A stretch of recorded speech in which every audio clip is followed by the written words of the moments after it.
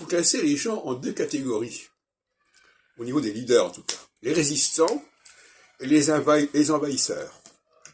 Alors, les résistants, ce sont ceux qui résistent aux envahisseurs. Et les envahisseurs, ce sont ceux qui veulent mettre à bas les barrages, les plafonds de verre des résistants. Et bien évidemment, alors les résistants sont favorisés par la phase solsticiale et les envahisseurs, les occupants, par la phase équinoxiale. Donc on passe de 7 ans de résistance à 7 ans d'invasion.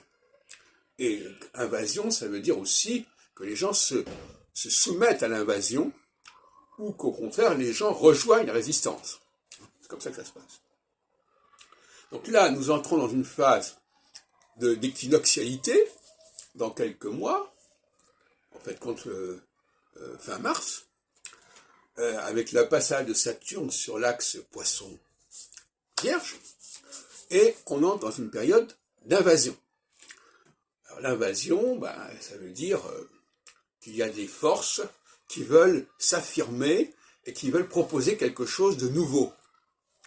Alors que la résistance, c'est la volonté de garder ce qu'on a déjà, et de ne pas se le faire piquer.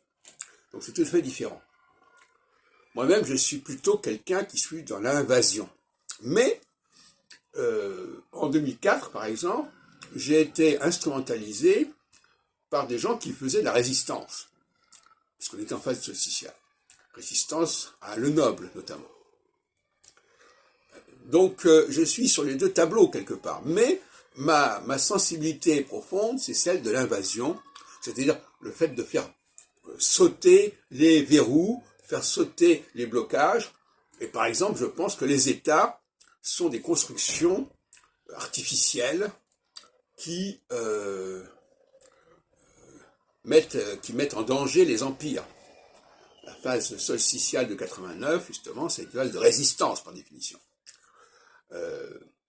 La phase de 56 à 62, de la part des pays du Maghreb, a été une phase de résistance, toujours en pas de solsticialité. Donc je crois que vous avez bien compris, regardez l'histoire de la France et même d'autres pays, quand il y a une période de résistance, on est en solsticialité, quand il y a une période d'invasion, mais d'invasion, comme je l'ai dit, c'est complexe, ça veut dire aussi se laisser envahir.